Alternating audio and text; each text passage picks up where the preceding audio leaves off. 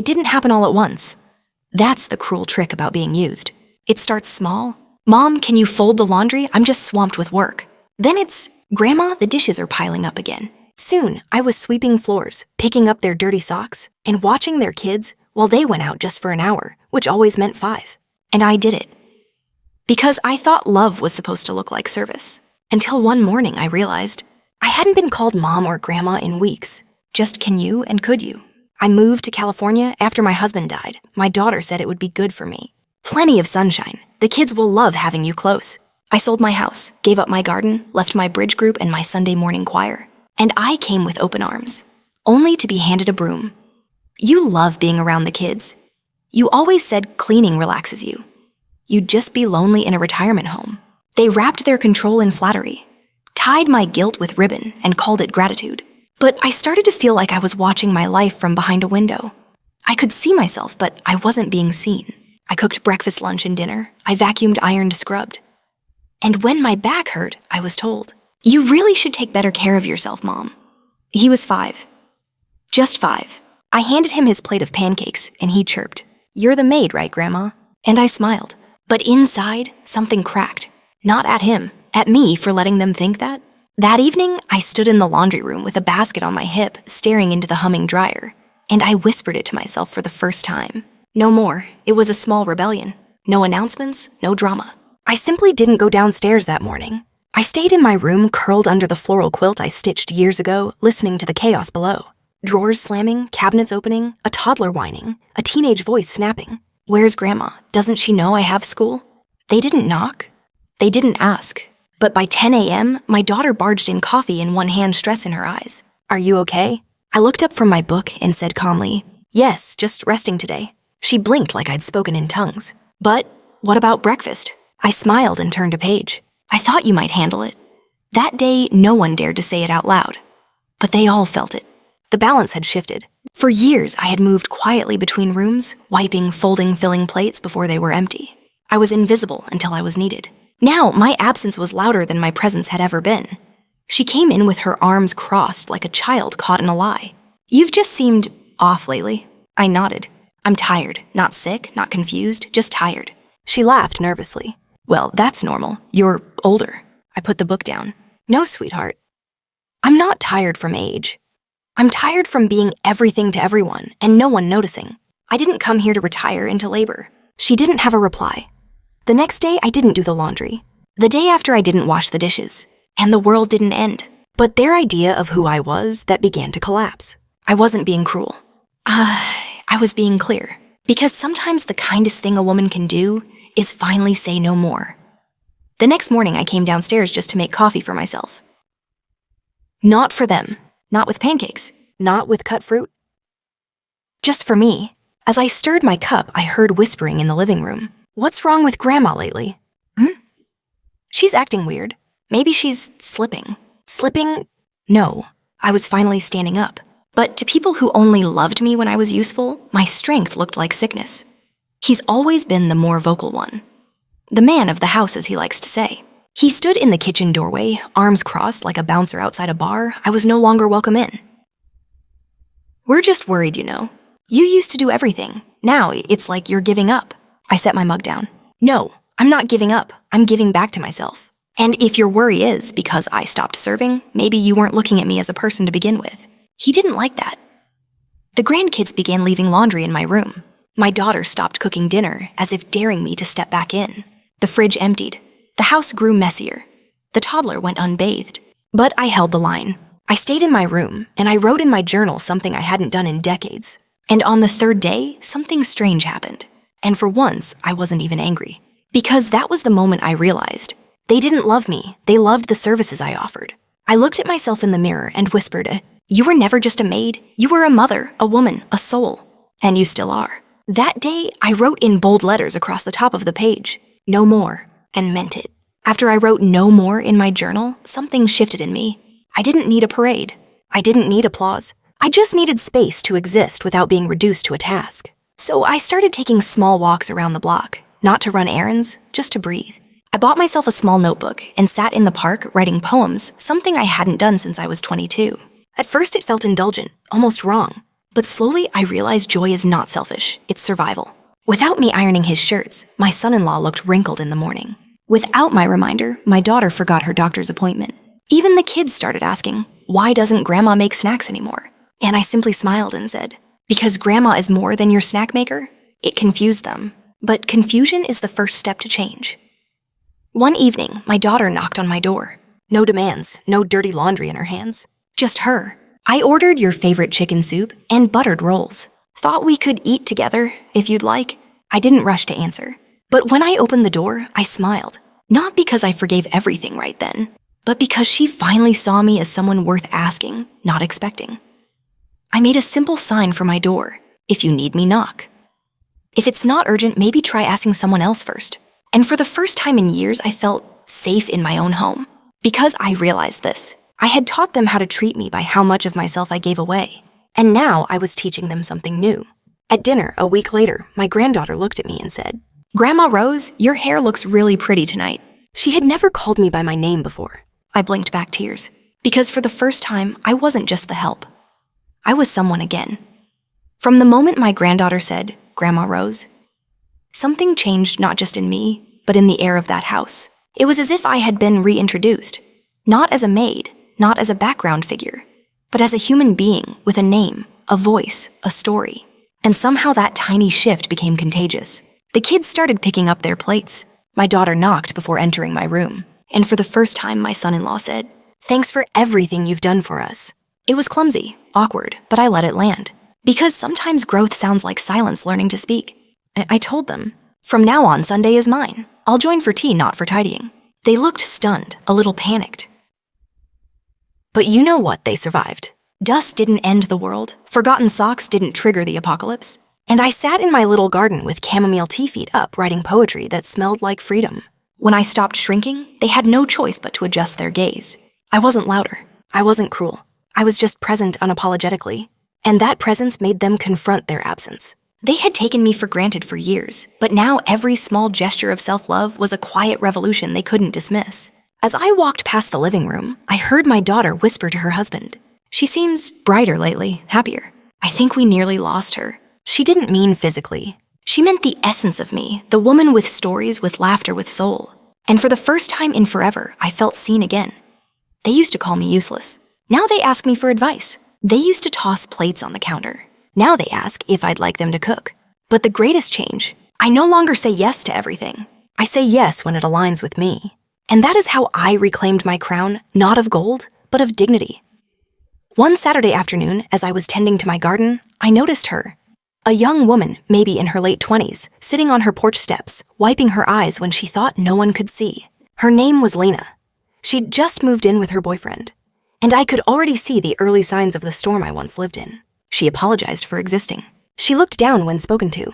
She smiled more than she spoke, because silence didn't get punished, but opinions sometimes did. One evening, I brought over some cookies. Not because she needed them, but because I knew what it meant to be noticed. We talked, she cried, I listened. Then I said, You remind me of someone I used to be. She cooked and cleaned and said yes until she disappeared. Don't disappear, Lena. Don't shrink to make others comfortable.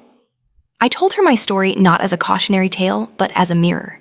And when I said the words, I was their maid, until I said, no more, she stared at me in stunned silence, like the earth had shifted under her feet. And then she whispered, I didn't know you could say no.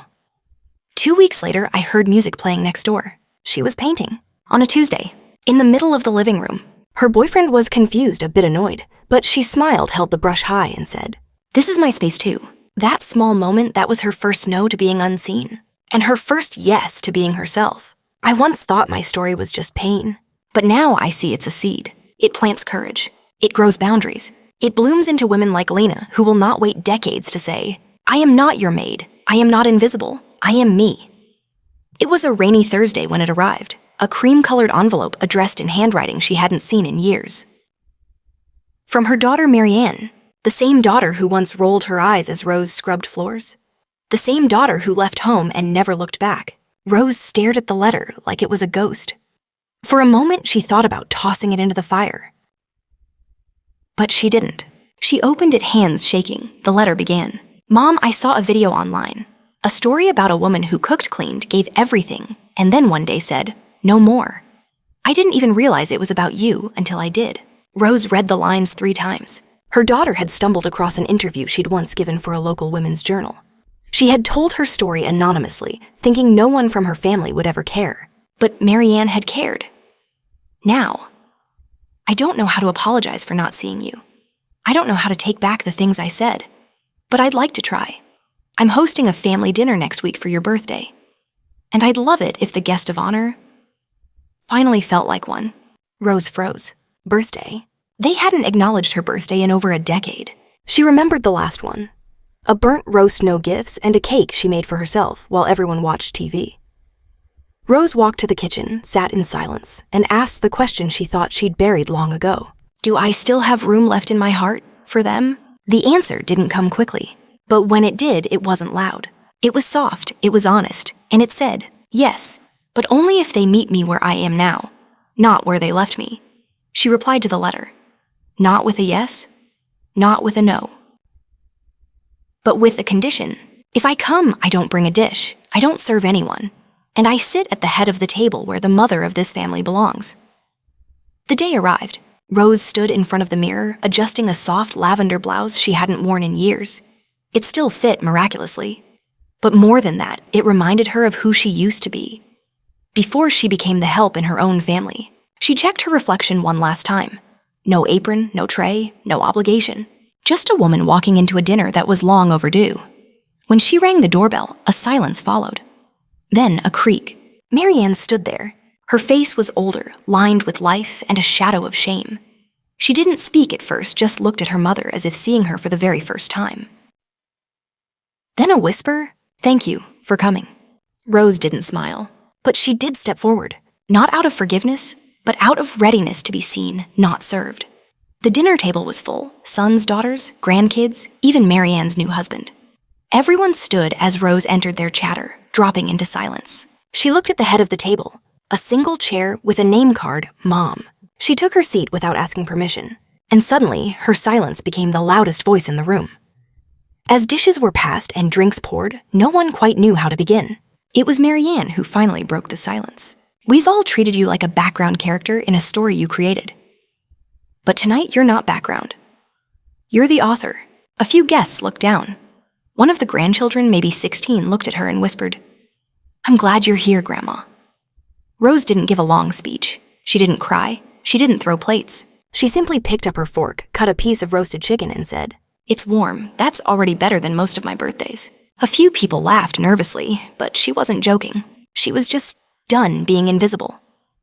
Halfway through dinner, amid clinking silverware and cautious glances, the youngest grandson, Alex, no more than 10, looked up from his plate. Innocently, curiously, he asked, "Grandma, why didn't you come to Christmas last year?" The room froze. Knives paused mid-cut. Glasses stopped halfway to lips. Marianne dropped her napkin. Rose gently set down her fork and looked at him not with anger, not with pity, but with a fragile softness that held decades of buried answers. "Sweetheart," she said slowly, "I wasn't invited." The words floated through the room like a cold draft. Marianne blinked. "Ews, Mom, that's not—" Rose didn't let her finish. "I heard the laughter through the phone when I called. I saw the photos online. You all looked happy. Just not with me." The table turned silent again, this time heavy. Not with tension, but realization. This wasn't just about chores or dinners or being used. This was about erasure, and Rose had finally put it in words. Alex got up from his seat and walked to Rose's chair. He wrapped his small arms around her shoulder and whispered, "I'm sorry, Grandma. You can come to everything now." She hugged him back tight. "Then make sure no one else is ever left out," she said. "Not even the quiet ones." After dessert, as dishes were collected, not by Rose, but by Marianne and her kids, Rose sat quietly in her chair. She didn't offer to help. She didn't stand too soon. She didn't shrink herself to avoid attention. Instead, she stayed, because that chair finally belonged to her. And this time, she wasn't giving it back. A week after the dinner, while folding towels in the guest room this time, by choice not expectation, Rose spotted something wedged behind the dryer. A corner of an envelope, dusty, yellowed slightly by time. She hesitated before pulling it out. Her name was written in pen in handwriting she hadn't seen in over a decade. It was from Edward, her late husband. The postmark 12 years ago. She sat on the edge of the bed, the letter trembling in her hands. Tears welled before she even unfolded the paper. It read, "My Rosie, if you're reading this, I'm probably gone. But I couldn't leave without saying what I never said enough while I was here. You were never just the glue. You were the home. I see how they ask you for everything, how they forget to ask about you. And I hate that. If you ever feel like disappearing, remember, you raised a world. You're never invisible. Not to me. Love always, Edward." The words weren't new, but they were needed. She pressed the letter to her chest, and for a moment, the loneliness she carried for years melted into something else, something fierce and full of fire. He had seen her, even in silence. Even when the world stopped asking her how she was doing, even when her name faded to just Grandma he had remembered. And now, so would she. That night, she sat at the dining table where generations had eaten without once looking her way. She took a blank sheet of paper and wrote, "I've carried you. Now carry yourselves. And if you ever forget who I was, ask the walls. They remember every step I took in silence." She didn't sign it. She didn't need to. Her story had finally begun. The next morning, Rose's usual chair at the breakfast table sat empty. It wasn't accidental. It wasn't because she was tired. It was a statement. She sipped her tea outside on the porch, instead, birdsong filling the quiet she used to drown in. She heard the clatter of plates inside the nervous murmurs of her daughter-in-law trying to fill Rose's place. It was barely 7 a.m., and for the first time in decades, no one had asked her what was for breakfast. She smiled into her cup. Finally, they were learning. Inside the house, things weren't so smooth. "Did you see that?" her eldest grandson whispered. Grandma just walked past the dishes. And she didn't even flinch, like they weren't her problem. Her son shrugged. "She's probably just having an off day." But deep down, he knew this wasn't a fluke. This was a message. And he didn't like the way it made him feel guilty, ashamed, and for the first time in years, powerless. Later that day, Rose declined to join the weekly grocery run. "I'm fine," she said, brushing a wrinkle from her blouse. "Going to visit Lila. We're having tea." "You're going out," her daughter-in-law blinked. "Alone?" Rose smiled gently. "Yes, dear. I used to have a life before I became yours." No one spoke. No one stopped her. She put on her Sunday best pearls and lipstick and dignity and walked out the door feeling every bit of her name again, Rose. Not Maid, not convenience, not forgotten. By the time she returned that evening, the energy in the house had shifted. They had started to notice small things. The laundry sat in the basket untouched. The counters bore yesterday's crumbs. The smell of dinner didn't trail through the air. She hadn't abandoned them. She'd simply stepped back. And in that silence, the walls began to whisper the truth she had never just helped. She had held them all up, and now they were wobbling without her. It came late. Not in a dramatic scene, not in front of the family. It came quietly, like most of Rose's heartbreaks had arrived. Her teenage granddaughter knocked gently on her bedroom door. "Grandma," Rose looked up from her journal, surprised. "Yes, sweetie. I didn't know you were hurting." Rose blinked, heart softening. "I didn't know birthdays could feel lonely when you're older," the girl added. "Or that people could be invisible, even when they're right in front of you." She walked over and, without asking, hugged her tight. And for the first time in years, Rose let herself cry, but not from sadness. From being seen. The following night, something odd happened. When Rose stepped into the kitchen, the table was already set. There was steam rising from the pots and laughter dancing between the walls. "Grandma, sit," her grandson said proudly, gesturing to the seat of honor. Her son served the plates. Her daughter-in-law poured the drinks. They all sat together. No orders barked, no expectations, just presence. And in that space, Rose didn't feel used. She felt wanted. She didn't just exist, she belonged. Weeks passed, and the transformation wasn't perfect. There were slips, awkward moments, the old reflexes of entitlement trying to return. But every time they did, Rose simply said one phrase, calm and steady. "I'm not your maid. I'm your mother. I'm your grandmother. Treat me like it." And slowly, they began to. The chores were shared. The conversations deepened. The reverence returned. And the woman who once blended into the wallpaper of their lives now stood out in color, in voice, in truth. One evening, Rose opened her old cedar box, the one where she kept unsent letters. There, buried beneath years of silence, was a note she wrote to herself decades ago. "Dear Rose, if no one claps for you, clap for yourself. If they forget your worth, remember it louder. You were never born to serve. You were born to shine." She smiled, tears catching the corners of her lips. She didn't need to send it. She had become it. It was a Sunday afternoon, and the house was alive with the smell of roasting garlic and rosemary. Rose sat on the porch swing, sipping her tea, slowly, letting the warm California sun coat her face like a blessing. Then she heard it. The screech of tires. Voices. Laughter. Loud, familiar, unwanted. It was her sister-in-law, Judith, and trailing behind her a gaggle of cousins Rose hadn't seen in years. The ones who only came when something was to be gained. "Rose," Judith hollered. "We thought we'd drop by." Rose stood slowly. The porch creaked beneath her feet as she walked down to greet them, not with open arms, but with steady eyes. They came in like they owned the place, dropping bags, putting feet on furniture, calling out for snacks. And then just like always, Judith turned to Rose and said, "You don't mind whipping something up, do you? You're the best at keeping things running." The old Rose would have smiled, would have shuffled into the kitchen with aching joints and silence in her throat. But this Rose said no. Just that, one syllable, no elaboration. The air shifted. The room grew quiet. Judith blinked, confused. "What do you mean, no? I mean, I'm not here to serve anymore. I'm here to be." Judith let out a chuckle. "You're joking, right? That's what you do. You host, you help." Rose stepped forward, no anger in her voice, just the kind of calm that comes from years of swallowing storms. "That was what you expected of me. But you never asked what I needed." Judith opened her mouth again, but Rose raised her hand, gently stopping her mid-breath. "You're welcome to visit, but I'm not your waitress. I'm not invisible. If you want coffee, make a pot. If you want dinner, we can cook together or order out." She smiled, not to be nice, but to reclaim joy. "And if you can't handle that, the door swings both ways." Her family sat there stunned. But then slowly, her granddaughter stood up and walked toward the kitchen. "I'll make that coffee, Grandma." Her daughter-in-law followed. Her son stayed behind, but looked at Rose with new eyes. Eyes that finally saw a woman, not a function. And Judith? She got up, took her bag, and left. No drama. Just quiet footsteps down a driveway that no longer led to a doormat version of Rose. 2 days later, Rose sat at her small kitchen table, humming a hymn from her childhood when the phone rang. Not the house phone, her cell phone. She rarely used it. But that day, the name on the screen made her pause. Marissa, Women's Community Center. She hesitated, then answered. "Hi, Rose. I hope I'm not disturbing you," the young voice said, with a kindness that felt intentional. "Not at all, dear. I was wondering, would you consider speaking at our Voices of Wisdom gathering next month?" Rose blinked.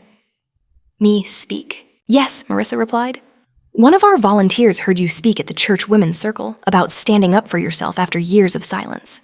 She said, "You changed something in her." Rose felt her hands tremble, not from fear, but from being seen. At first, Rose wanted to say no. What could she offer? She wasn't a scholar, a writer, a celebrity.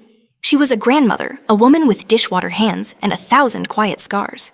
But then she remembered Judith's face, and her granddaughter saying, "I'll make that coffee," and the way her own voice had filled her home again. She smiled. "I'll do it." In the days that followed, Rose sat with an old journal. Each page held bits of her past recipes, dates, prayers lists of things to buy. But on the last page, she wrote something different. "I was not born to serve without being seen. I was born to survive, rise, and speak. And now I will." She practiced her speech in the mirror. She laughed at herself. She cried. She didn't write a perfect script. She just wrote her truth. And that truth was finally hers. The evening of the event, the small community center was packed. Most of them didn't know her, but some did. Her son was in the back row. Her granddaughter sat front row, eyes shining. When Rose took the stage, she wore her Sunday best, not because she needed to impress anyone, but because she finally dressed for herself. She spoke. She told her story. Not as a victim, not as a martyr, but as a woman who had spent decades washing dishes, folding towels, listening in silence, and finally said, "Enough." And when she finished, the room didn't erupt in applause. It stood. Everyone rose. After the event, Rose walked out into the cool California night with her granddaughter holding her arm. "I've never been prouder," the girl whispered. Rose smiled but said nothing. Words felt too small for the fullness in her chest. The days that followed were quiet but not empty. Her phone rang more often, women she hadn't spoken to in years, strangers who'd heard her story through others, even church members who once dismissed her as just the helper. Now they asked for advice. Now they called her by name. She wasn't mom in the background, or grandma on demand. She was Rose, a woman who had loved, endured, and awakened. And they saw her. One morning, she received a letter in the mail, handwritten, folded carefully. It read, "Dear Rose, I saw you speak last week. I'm 67 and I've never told anyone how invisible I've felt in my own home. But you gave me permission to say no more. Yesterday, I asked my son to cook dinner for the first time in 20 years. And you know what he did? Thank you. You reminded me that I still matter. Janet, Los Angeles. Rose folded the letter with trembling hands. Her tears weren't of pain this time. They were holy. Months later, when Rose's health declined, she was no longer surrounded by silent expectations or unspoken demands. She was surrounded by people who chose to be there. Her granddaughter took care of her, not out of obligation, but reverence. Her son finally apologized, not just for what he did, but for what he failed to see. And Rose, in her final days, whispered only one message to every visitor. Don't wait for someone to give you a voice. Use the one you were born with. At her memorial, they didn't play sorrowful music. They read her words. They hung photos, not of her cleaning or cooking, but laughing, speaking, shining. And at the center of it all, a simple plaque with the words she'd lived by in her final years. I was their maid until the day I said no more. And that was the day I became me.